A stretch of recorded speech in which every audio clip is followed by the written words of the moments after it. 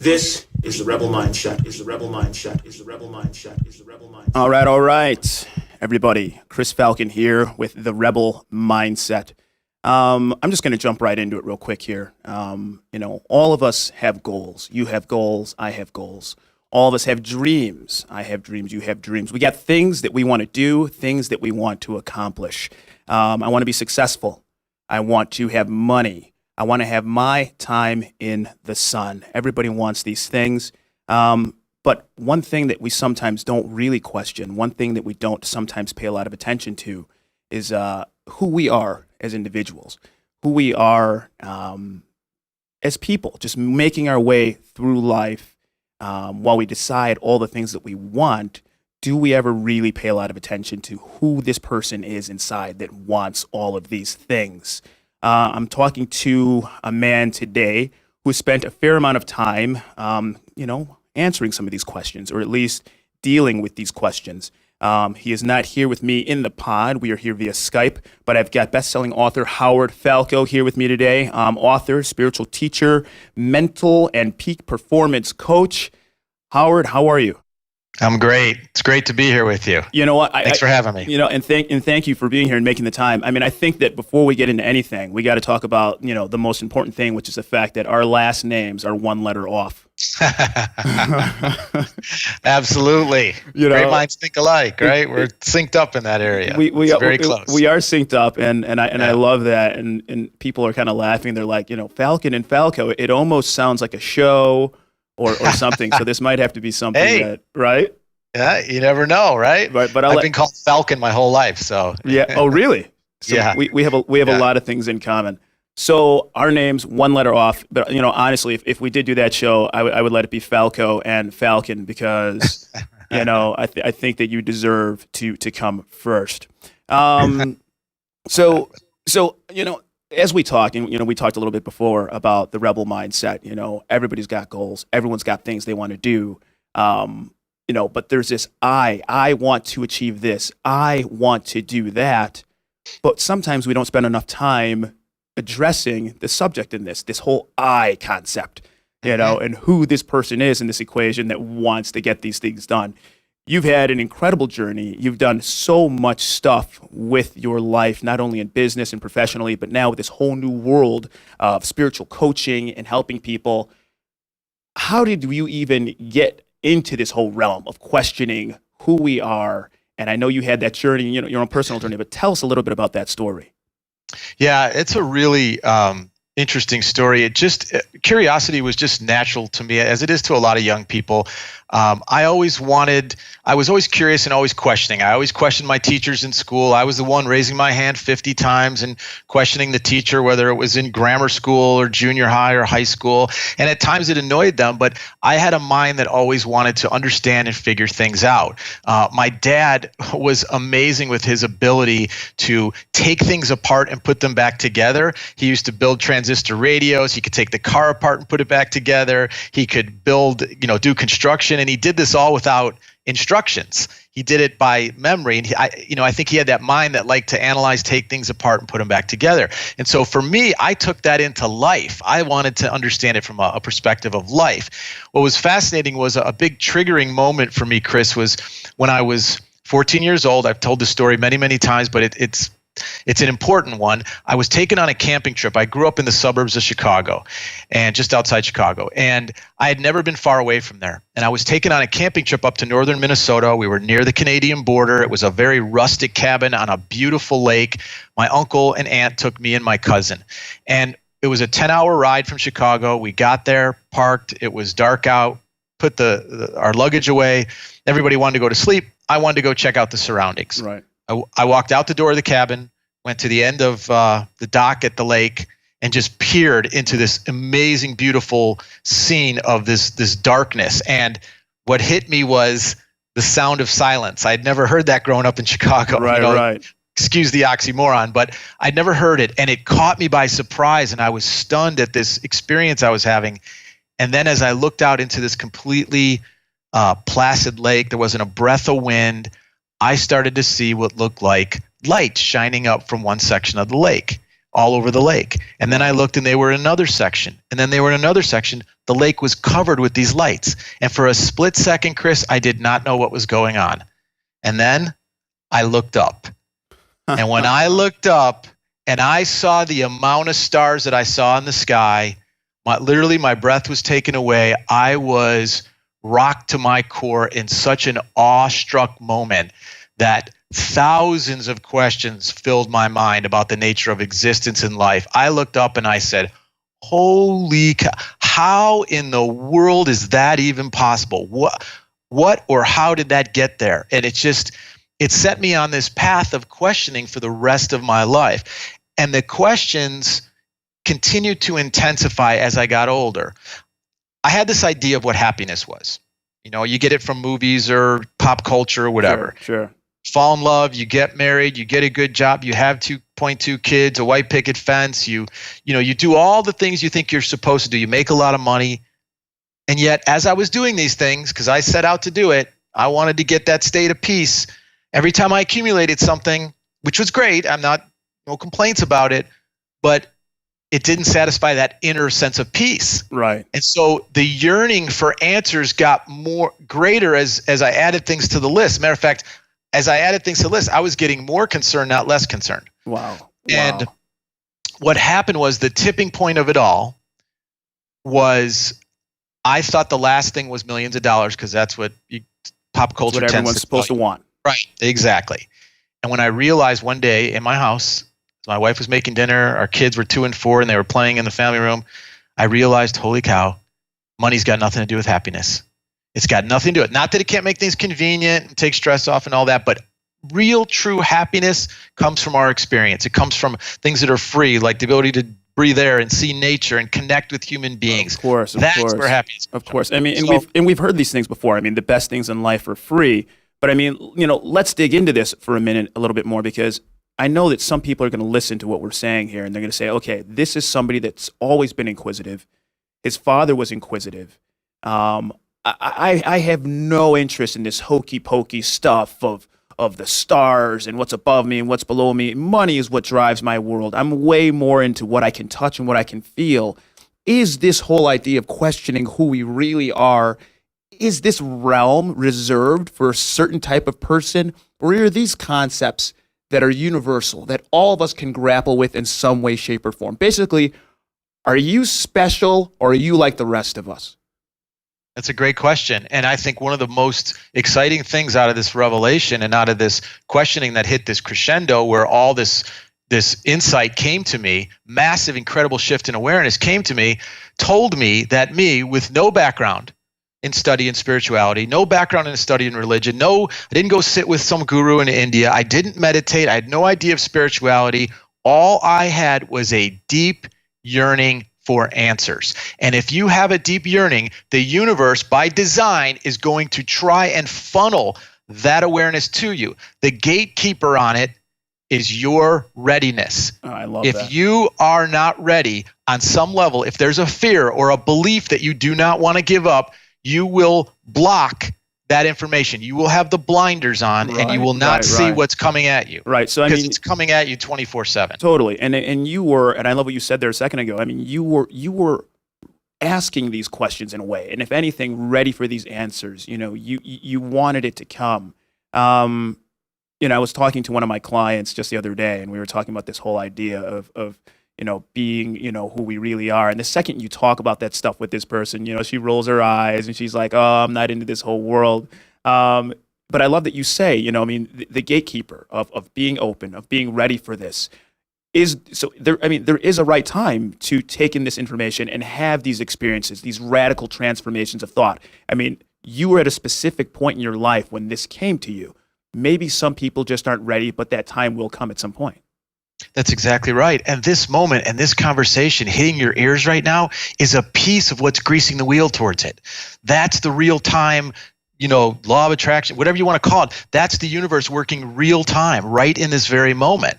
And it's really beautiful when you stand back and look at it like a witness and you go, wow, This isn't some random coincidence that I'm listening Right. to this podcast right now. And I'm not saying because it's me on this podcast, it could be anybody.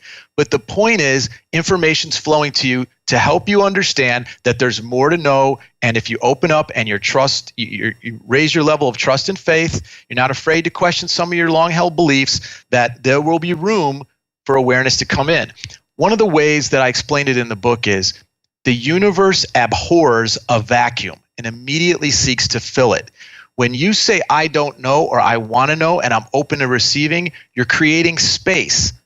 And it's creating a vacuum where the universe then can bring you universal inspiration to help you as it relates to directly to those questions being answered in some way. Now, can I ask you this question? And I don't know, a ton about your religious background, but I mean, does someone that holds on firmly to religion, okay, this religion provides all the answers for them, does that in some way, shape, or form impact the vacuum that you are talking about? Because maybe at this point, I am no longer open to taking in enlightenment or anything new, because guess what? This book that I have in my hand has all the answers for me, and I've read it from cover to cover already.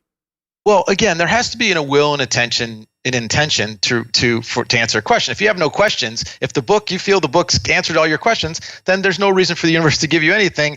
If it's working for you, you're fine. But if the answers that you've been given, or you've been told, or you've learned are not working for you, then it does take someone with an open mind and a progressive nature related to religion to open it up and maybe take a look at some parables in a different way. Maybe take a look at a more expanded, less literal view of what was being taught and back 2,000 years ago, or whenever the book that you aspire to was written 5,000 years ago, whatever. A more progressive way of looking at it. If your mind is closed, the universe can't get any information in. So I mean, if you're dissatisfied, the universe has something for you.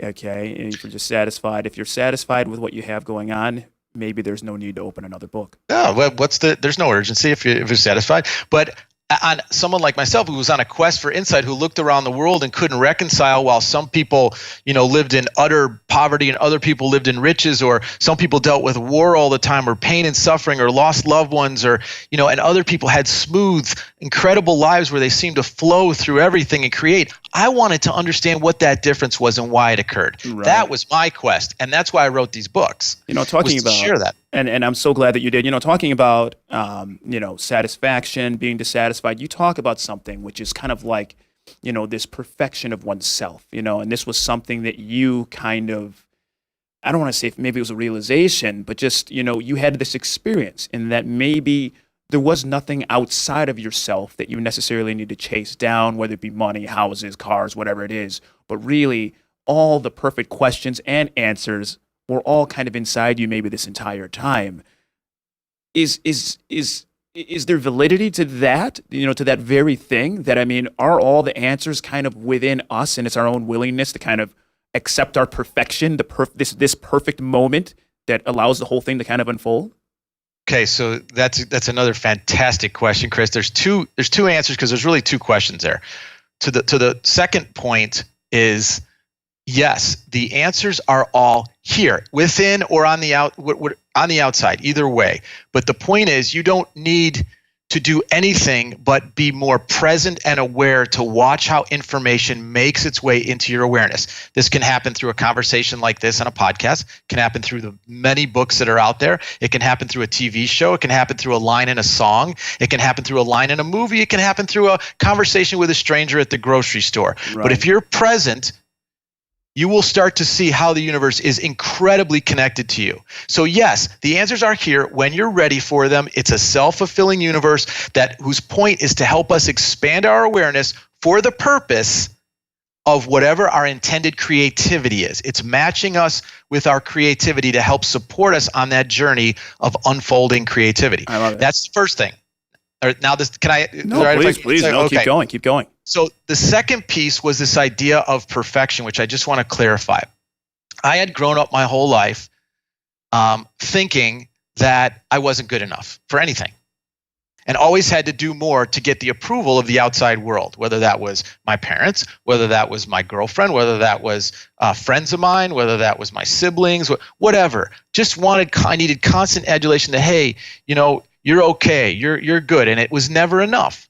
So that's where this accumulation phase came in, until the day I realized that I already was, in this moment, the perfection that I was searching for. I already was complete in this moment. Not that I didn't want to get better in the next moment. Not that I didn't want to aspire to create more and do more things and have more experiences, which is the human experience. But I took the burden of bricks off my back with this idea of I should have done this and I could have done this and I would have done this and I'm not good enough for this and I'm not whatever, tall enough, big enough, strong enough, fast enough, smart enough. And I let it all go. And I said, I'm perfect for who I am right now with all the accumulated knowledge I've had my entire life. Not that I'm better than anybody else. Right. No, it has nothing to do with anybody else. It's you. I'm cool. I feel good. Right, and as right. I started to feel good, the world started to honor that feeling with goodness. God, Howard, there are so many people out there that just live their life in that hole. You know what I mean? Like, okay, I am incomplete because something is missing. I am the least perfect version of myself because one element of my life isn't necessarily where I would like it to be. I was actually training, I'm a personal trainer, I was training a client this morning, and I told her that I wanted her to do a certain activity for 2 minutes, okay? 2 minutes. And this is already at a point in the workout where she is just like maxed out. This is towards the end of it, but this is your last moment of confrontation here, okay? I want you to do this for 2 minutes. And already, before she even starts, she's like, I can't. And so, of course, I'm like, you can. I'm really giving it to her. So she starts doing it. And she was so blown away with the expectation that she had of herself to be able to do this 2 minutes without stopping. She was so blown away, and I can't, and it's too much, and I won't be able to do it, and blah, blah, blah, that she told herself, I'm going to stop at 1 minute, rest for a little bit, and then finish the other minute. And then after we were done, I asked her, and she's like, I'm upset with myself. I said, well, why are you upset? And she goes, well, because I didn't do the 2 minutes. I go, the 2 minutes is irrelevant. I go, let me ask you a question. Could you have done 1 minute and 10 seconds? She goes, oh, yeah, with no problem. I go, could you have done 1 minute and 20? She goes, I'd bet anything on it. I go, could you have done 1 minute and 30? She goes, absolutely. Her expectation and the thought, the weight of this 2 minutes prevented her from actually maximizing her potential. She didn't even attempt to do her best because of the weight of something out there that doesn't even really exist. Yep. That's how so many people live their lives, in a state of limitation. And that limitation comes from, as you mentioned in the first part, a misunderstanding of self, a limited idea on who you are. There are no greater poison to the mind than this idea of not good enough, or shame, or guilt, or regret, which poisons the soul and puts a limit on what's possible, that works subconsciously where we don't even know, until someone can point out that they see more in you than you see in yourself. And that's when the door can start to open, and just like you did with her, and you can start to experience more of what's possible. I have a quote that I offer to people. It's in the second book, that I offer to people when I speak. And the quote is simply this: if you knew how powerful you really are, you would never stop smiling. Should I start smiling right now? No, I love that quote. That's an amazing quote. But it's true though. It's true. When we talk about potential and maximizing potential, if we all only knew what we were really capable of doing, I think we would be in awe. Absolutely. And that's my intention, is to continue to share that possibility with people, to help them come more into the true nature of who they are. Now here's a question I have for you. Because in many ways, I'm tatted up. I got tattoos, and there's this one tattoo on my left forearm, that pretty much sums up a lot of.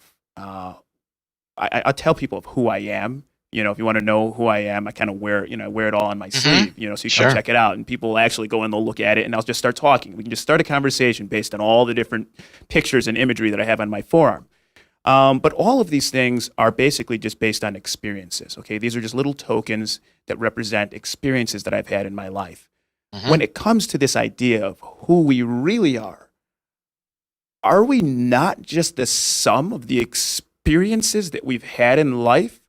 Or are we something greater than that? And if we are, do we need to be aware that we're something greater? Or is simply staying there, status quo, on the surface? I am this person that did 4 years at Arizona. I am this person that is the husband to so-and-so. Is that enough? Did you go to Arizona, by the way? No, I did. No, I didn't. Okay. So there's two questions there.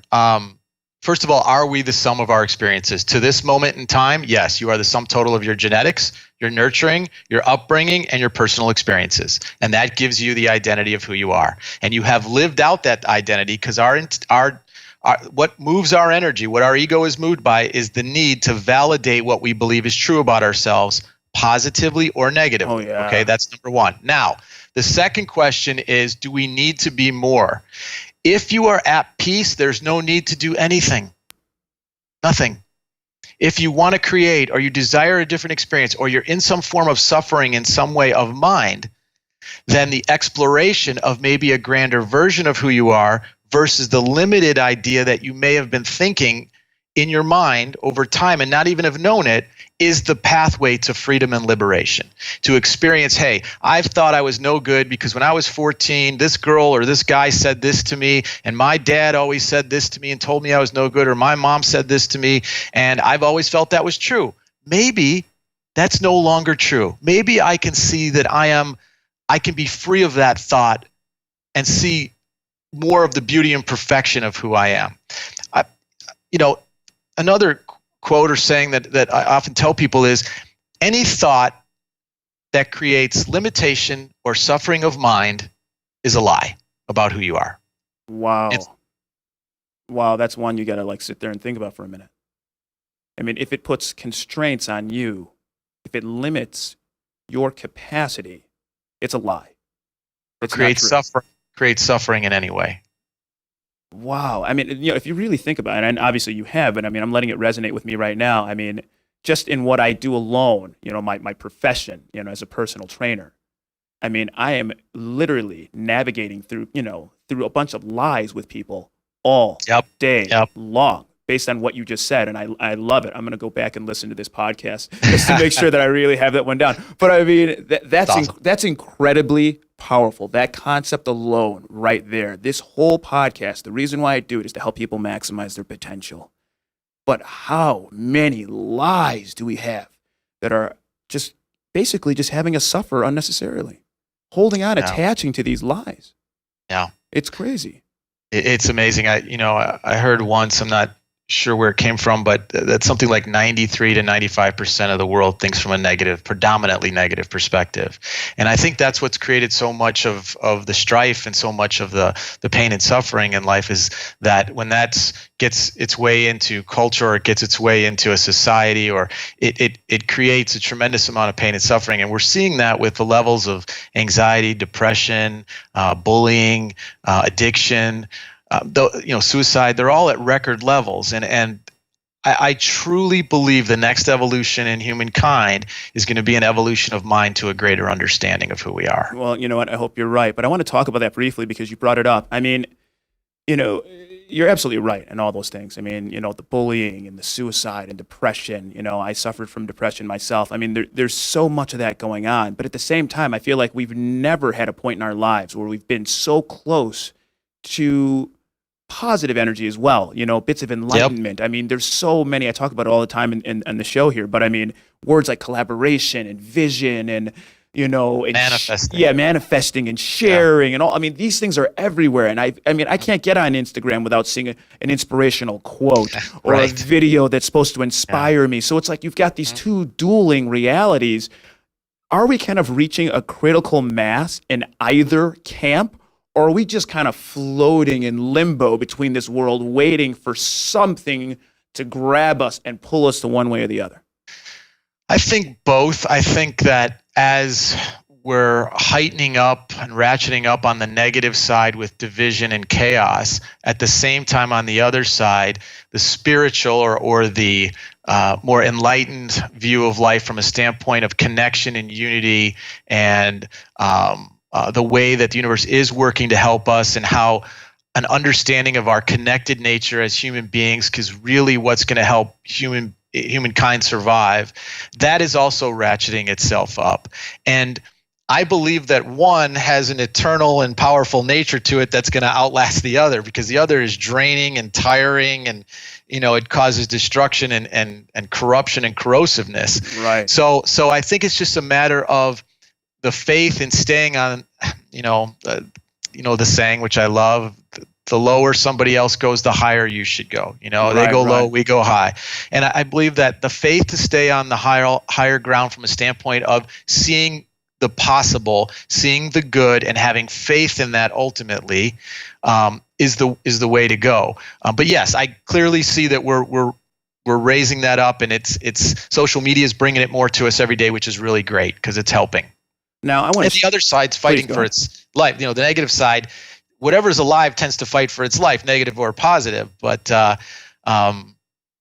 dinosaurs, I'm sure, fought for their life too before they went extinct. Right. So ultimately, I believe that in order to get to the next level of our existence and to survive as a species, I believe that a more enlightened look at who we are is the path. Well, I couldn't agree with you more. I want to shift gears here a little bit because you have written 2 fantastic books, and I've talked to people about your books. I've heard a lot about your books. I have not read both of your books because I'm the slowest reader on the planet. But I've got the next best thing. I'm sitting here talking to you. But I'm going to shift gears and just talk about that from a business standpoint and an achievement standpoint for a minute, because I want people. Sure. I'm a small business owner, and I want to be able to give people tidbits here. Everybody. And maybe not everybody, but a lot of people at some point say, I should write a book. I should write a book. Damn it, you actually wrote a book, and not just one, but you wrote 2. And not only did you do that, and obviously you must have set out, you had a goal to get that done, but then you actually did something with it. You are helping people. You have taken action on top of that. How the hell did you bridge the gap from, okay, this is my vision, or this is something I want to do, to like, okay, I actually did it. I made this happen. How did you do that?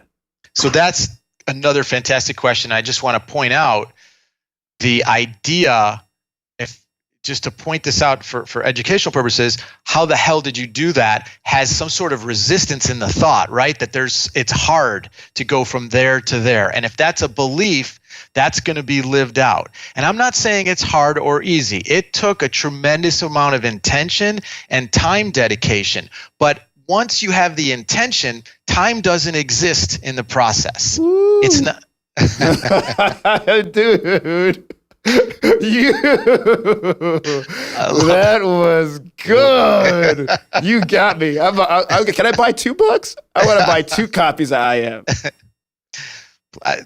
Go for it. Please share with other people. The more people that can get this, the better. So when the intention is there, time does not exist.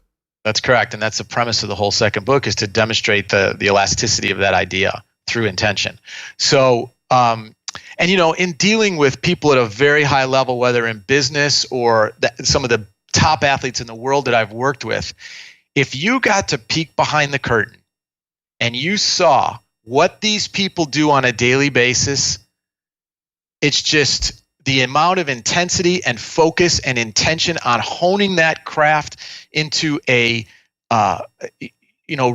relentless nature of it. But that's driven by the belief in this is who I am. It's driven by that identity. So that's why we go back to identity. The more you can see you are capable of doing this. Now you're only capable of writing 1 book. You could write 10 books. You've got a lot to say. The more you believe that, and allow your fingers to start typing and get a manuscript done, and then allow your fingers to go on the internet, find an editor, and allow your fingers to write query letters to agents and to publishers, and to keep going no matter what, you can manifest it too. But the original intent has to be there.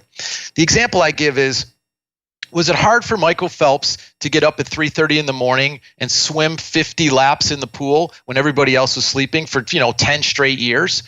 Could I do that? No, that's hard to me. That is hard, man. How can you do that? I couldn't make one lap. But his intention to be the best in the world at his craft, he got up, he did it. I'm not saying it wasn't hard or easy, but he did it because he was connected to that belief in who he was. And you wonder, I mean, did he say, I want to be the best in the world, or did he say, I am the best in the world? I'll let you answer that. I think you know what I'm going to say. Right? I think we know the answer to that. You know, I mean, that's incredible because, I mean, you know, we're starting to make a case here for why it might be important to start asking some of these questions.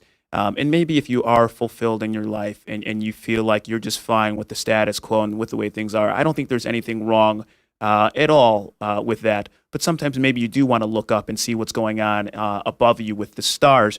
But one thing that I wonder, and I wonder if other people are going to think it too, for you and the Michael Phelps and all these other people out there that have this solid grasp of, okay, I am this, and my intention is this, and therefore I am going to be capable of spending hours and hours in the pool and doing all of this work and taking action. But some people might say, well, damn it, maybe these people aren't normal. Like, are you normal? Are you like the rest of us? Or are you just different? You know, do you have something that I don't have? What kind of jeans are you wearing right now? Like, you know what I mean? What's the deal? There's no difference between you and I. The only difference between you and I is the one that you believe in your head. That's it. There's no difference. You're just as worthy as any other human being on this planet to accomplish anything that anybody else has done. Now, is there a path to do that? If you want to go climb a hill, it's going to take a certain amount of energy to do that. You want to go climb Kilimanjaro, that's going to take more preparation, more time, more faith, more work. So you just have to be aware of what the path is to get there and be willing to go through the process. But the opportunity to do it and accomplish it is just as much yours as it is anybody on this planet. And when you see that, less will stop you on the way to doing it. So no, there isn't anything special. There is a revelation that happens. Again, the reason that I believe that certain people or most people or some people don't have this passion or this idea or knowing of what they want to do is because maybe they haven't yet woken to the full potential of who they are. Because when you don't see a barrier to any possibility, your true idea of what you want to be can come out that might be held down because you thought you couldn't do it, so you never let it surface in your mind. But once you see your worth, then you're like, what? Then your true feelings of what you want to do and what you come flooding in, and your soul just opens to who it really is. I have goosebumps right now. And me too. That's so cool. Yeah, so that's why the path of self-awareness is so priceless, because when you free yourself, then you're like, you know what? I when I was little, I wanted to paint, and I thought, you can't make money in painting, or you can't live, or my mom and dad didn't really want me to do that. But that's what always been my passion. I'm going to start doing that. Next thing you know, you're painting every day and you're selling paintings. Just to take one example.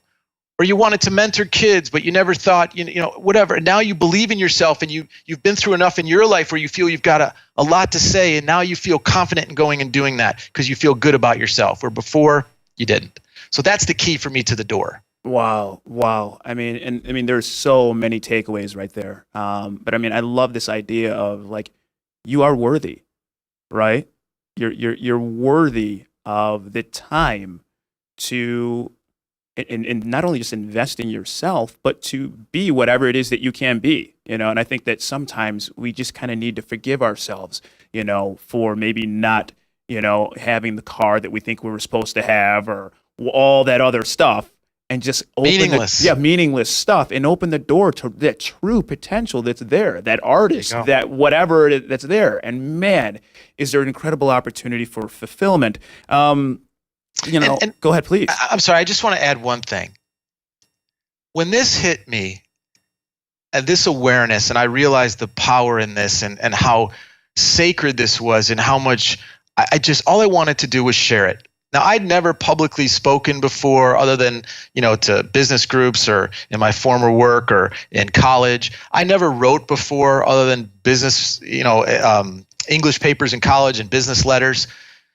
But that didn't stop me. I had to get myself into an uncomfortable space in order to learn until it wasn't uncomfortable anymore. I had to speak to a group of 40 people my first time speaking. I freaked out beforehand. I thought, how am I going to do this? I didn't sleep for 3 days when I knew I was going to have this speech.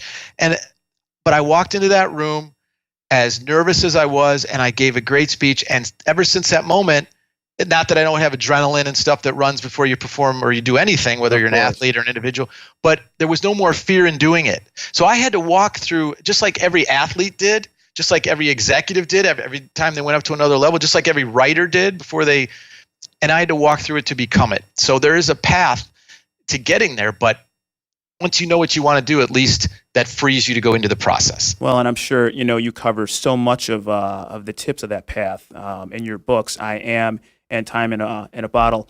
I did a speaking engagement the other day. I also do some speaking as well. And, the first thing I said to this crowd, which was maybe about 40 people, like you say, or 30 people. And the first thing I told them is that, you know what?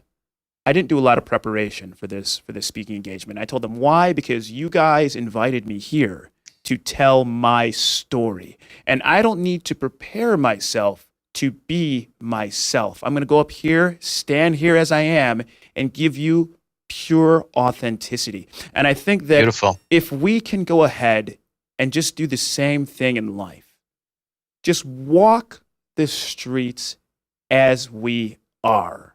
Wow. There might be so much. Then there's no need for preparation or for unnecessary nervous energy. You don't need to prepare to be you. You're already there. You made it. Right. Free from fear, I would say. We can just walk down the street free from fear and just be ourselves. More of who we really are would come out. Yeah, that's absolutely true. I think that that's a really important point. Now, as really as Oprah Winfrey says, let's lean into this energy here for a second, because and we've touched on it a little bit, but we've got you want to write a book, you want to achieve something, you want to go ahead and with incredible intention give yourself the ability to work and take action and do all these things, and this is how the great Howard Falco wrote 2 books that are incredible. But what about in our personal lives? Okay, what about within our relationships between the people that we love?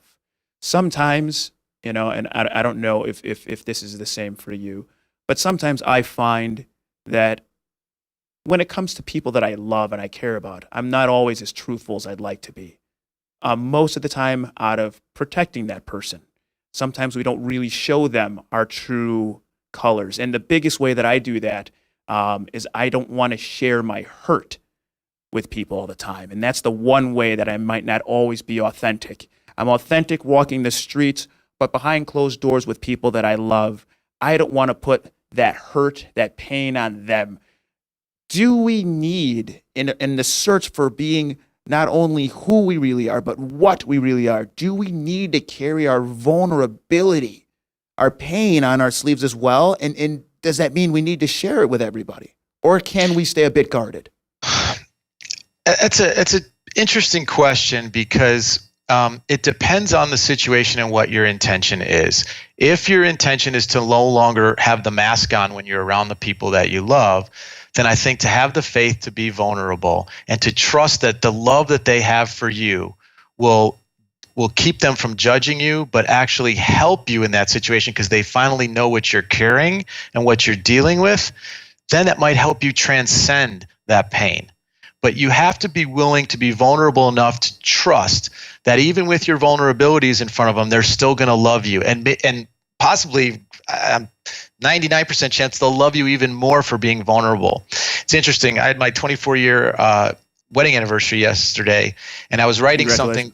Thank you. I was writing something to post, and I always like to use it as sort of an offering moment of how it's been for 24 years and how you get through the ups and downs. And one of the things I was writing about, which will be up later, is this idea that I realized when we were young and dating or just about to get married, the more vulnerable that I got with my significant other, the more she loved me because it freed her from any worry about her vulnerability with me. And she was able then to share more of her vulnerability, and it brought us closer because she was no longer insecure about that. And then we were able to discuss it. And eradicate a lot of that concern with each other anyways. Now we knew, hey, I've bared my soul with you. You've bared your soul with me. I love you no matter what. You love me no matter what. And it brought us closer. We never had to worry about it again. Wow. So I think, so vulnerability can be a really positive thing if your intention is to not carry that mask anymore and think you're protecting them, but you might be really protecting yourself in some way. Right, and I know they say that it's important to show vulnerability if you truly want to be an effective leader, but I think it's fascinating in our personal lives. Maybe some people are afraid to show that vulnerability and that hurt and that pain because maybe they think they'll be judged and it might make that person repel the person that they love. But you're saying, really, people, let's be brave. And 100%. Because it might actually be the opposite. Right. How long can you carry on the facade in front of somebody? And you're never allowed to be your authentic self with somebody because you're afraid. That to me is a very difficult way to go through life, a very draining way because you're always worried, always in fear, lack of faith. But to say, hey, this is who I am. This is what I'm concerned about. This is what I was afraid about. I wanted to share it with you. Again, it not only relieve you, but I guarantee you they've got some insecurities and vulnerabilities that they haven't shared that they're going to be like, oh, thank God you told me that because this is what I'm concerned about. And they're like, oh, that never bothered me. And she says, this never bothered me either about you and or he or whoever it is in your life. And you can work to get over it and get closer and elevate. Wow. Next level mind. Next level stuff, baby. You know what? I want to ask you a question because I'm sure maybe some people might be interested in this.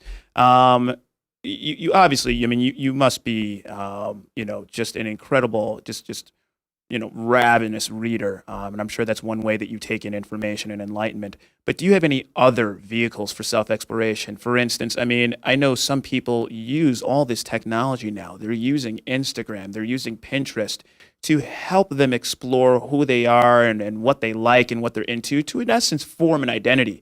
What are some of those vehicles that you could give people to help? How does someone start? If I'm like, okay, you know what, I might have some questions and I want to dip into who I am and what I'm into and I want to form an identity and I want to be more my own person.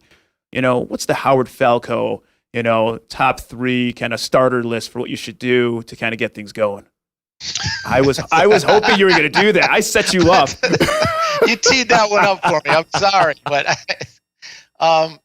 that is I've just seen do it. Many lives. But okay, so this is one fantastic way. However, there's a lot of great work out there. So whatever you find that you resonate with, that helps you discover more of who you are, that helps reveal more of the truth of who you are.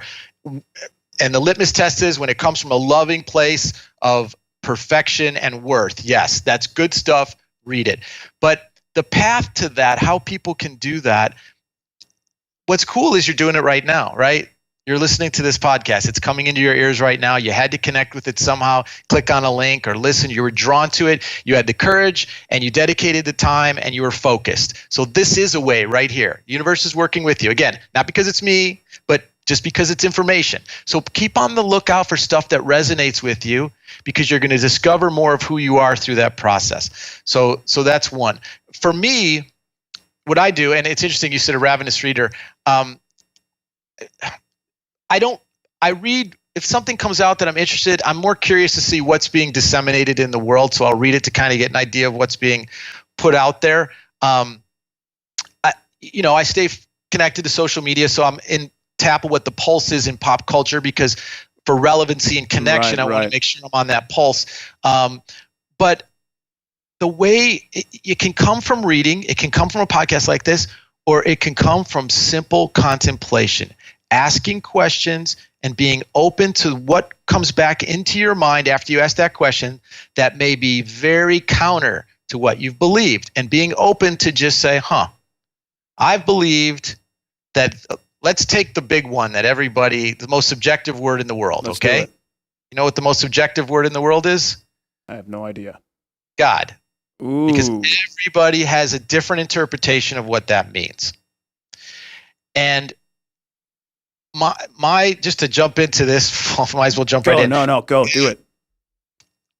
What I growing up, I always kept that idea open. I didn't confine it to an idea or a man with a white beard in the sky or whatever, an angry God. I just kept it open to explore that. And as I've gone through my life, that definition kept expanding and expanding and expanding and expanding and expanding to where it's undefinable to me, meaning that there isn't anything that it doesn't flow through, in, or out of. Oh, wow. In life. And so, but the way that happened, and that worked for me, that felt right, that resonated in my soul, and it's been a beautiful, it's helped in the expression of how I see love and life and teach and help people and write.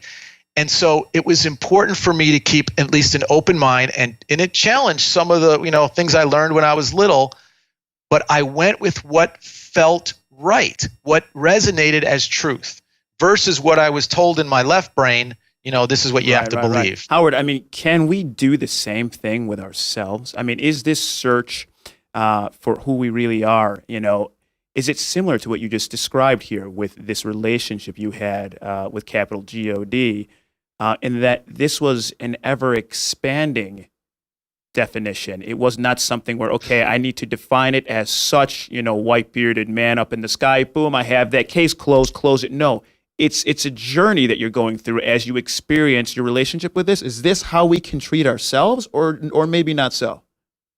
No, I believe you're 100% accurate in that. Yes, for the things that when you ask, what do I want to change? Oh, I can't sleep at night because I'm so worried about my relationship with my son or my daughter, okay?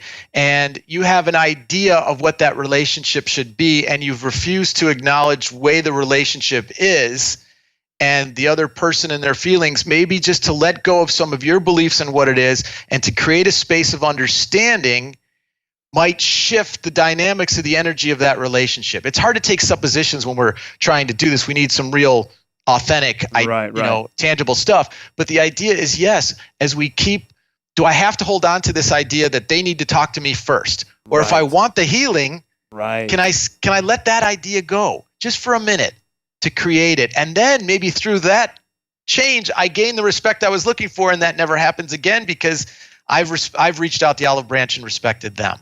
Let me ask you a question. Do you meditate? So when I am feeling maybe just a little off, I will sit in silence and allow my body to regain its center and balance through just allowing my mind to calm down, the thoughts to calm down, and get back to that state of connection with everything, which re-energizes me and provides me with more clarity and more balance. And whether that's for 5 minutes or whether it's for an hour. But occasionally I do that. Most of the time, it's sort of a walking state of meditation where the awareness has set in and it's just there. But there are times when, yes, I do meditate. Well, I mean, and I love that because, I mean, I always differentiate between stillness and meditation. That's just my world. But what would you say to somebody that says, well, I can't meditate? I can't meditate. Is this true? Okay. Can this person not meditate? Well, can't is a word that red flags for me because I don't believe in the word can't. But there isn't the intention to, because there's no desire to stop thought, because when they stop thought, they have to reflect, and reflection has caused pain in the past. So a good teacher will help them cultivate that space faithfully and help them understand that reflection is going to liberate them. Once they connect that, then that individual will be able to quiet their mind down. Because people keep busy in their mind when they don't want to face the reflection of what stillness or quietness brings them. And that's okay. That's the way they've survived. So it takes a good teacher to help be conducive to them entering that space and trusting that the reflection will actually re-energize them and bring them to a state of peace, and there's nothing to fear there. So that's what I would say. But they can meditate. It's just they intend not to yet.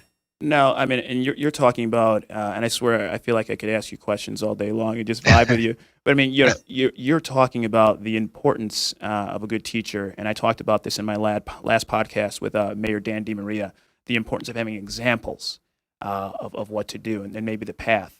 But you really didn't have any set examples that kind of brought you to where you are now, which is so fascinating. And now you're out here, and you're the spiritual teacher. You're working with all types of people, helping these people, guiding them on this path. But you really didn't have that person for you. You just kind of, fumbled towards ecstasy here. I like that. Fumble. That's a great term. Fumbled towards ecstasy. I like that. But that's so exciting for everybody else. It means you don't have to necessarily have a teacher, although a teacher helps. I mean, all my life I had teachers. I did read a Norman Vincent Peale book when I was in my 20s. I did read some stuff. I even read Ageless Body, Timeless Mind, one of Deepak Chopra's early books. I understood about 5% of it in my 20s. But so there was some groundwork that seeded the ground for this opening, along with the intention and desire. But everybody's path is different, and what it takes to nurture and grease the wheel towards that openness and that state of being open to receive. So again, this is one of those moments that is going to grease the wheel in some way. For some people in a big way, like, wow, I'm going to be different after this and I'm going to think differently. To other people who, okay, I'll take this on a small basis of what I'm going to do in my life. But in some way, things are going to change. I'm so curious to know, personally, so forget about all you listeners right now. I'm concerned with myself here. Where are you right now on your spiritual path? Because, you're helping other people, you're doing other things, but you're not done. It's not like, okay, Howard Falco has reached the finish line. He went through, yay, he took his picture, he got his ribbon, and now he's sitting there eating a banana and drinking Gatorade. Where are you right now on your own journey?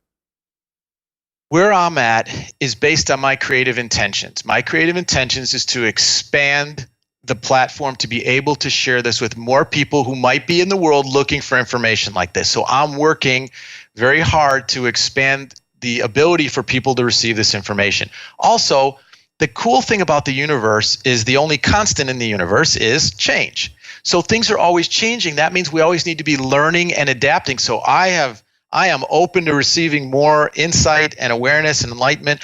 I will never say I know it all. I have eaten one of the biggest feasts I ever possibly thought I could eat at the table of awareness, which has satiated me for a long time. But that does not mean I'm not open to learning more. So we're each on our own path based on our own creative desires. And I'm still open to learning and understanding I'm in a creative mode right now, I'm in a doing mode rather than in a being mode.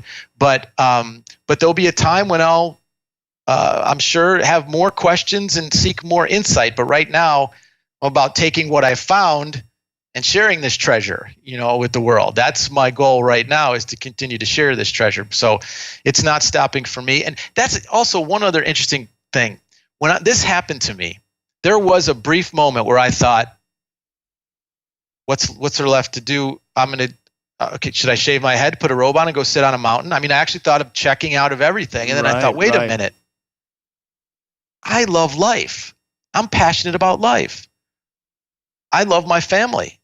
I don't want to disavow those things. I love the creativity of life. I love sports. I love, there's things that I enjoy doing. There's no reason to give up on any of that stuff. Why not take this and insert myself right back into the process with all this and meet society and humanity where it is with it. Absolutely. And expand and grow and add to that definition rather than limit it. Howard, thank you so much. You've done incredible things, and I'm so happy that you're out there sharing your truth and your creativity and your passion with others. How can people get more of Howard Falco? Well, first of all, thank you, Chris, and thanks for everything that you're doing out there to share this wisdom and to share your insight and your wisdom with other people. I know you've helped so many in your life, and there are millions more you're going to help on your journey. I can feel it. You're an awesome soul. So thank you. If people want more information on me, they can go to my website, which is howardfalco.com. I'm also on Twitter, Instagram, and Facebook. And then there's two other places for athletes. You can go to totalmindsports.com. And then I've started a foundation to help share this awareness, which is 8wisdom.org. And of course, the books are on Amazon, Barnes & Noble, and at any bookstore. So, and I do private session work. If anybody's interested in doing a private one-on-one, they're welcome to contact me for that.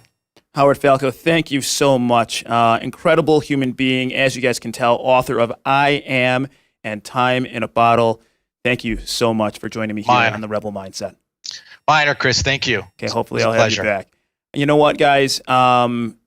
Everyone's got something they want to do with their life. And as I've said before, it does require vision, and it does require intention, and as Howard says, action. There needs to be that point where intention meets action. But at the same time, if you want to really give your vision and whatever it is that you want to do with your life purpose, if you really want to elevate it, then you have to figure out how it's going to help others. You have to share. And it's obvious that Howard is doing that with his time, with his vision, with his purpose. But you can't make that happen without a fair amount of relating and connecting with who you are, doing that work, spending the time. If you do have questions, to go out there and be an open book. Be an open book and be prepared, ready and willing to take in those answers and be prepared to answer some more questions. We're going to be back here at the pod here at MediaPods. Go to MediaPods.com to talk to Byron Udell, CEO and creator of AccuQuote, to talk about why it is that we shouldn't settle and how it is that we can create our own opportunities in life. So in the meantime, all of you, rebel on.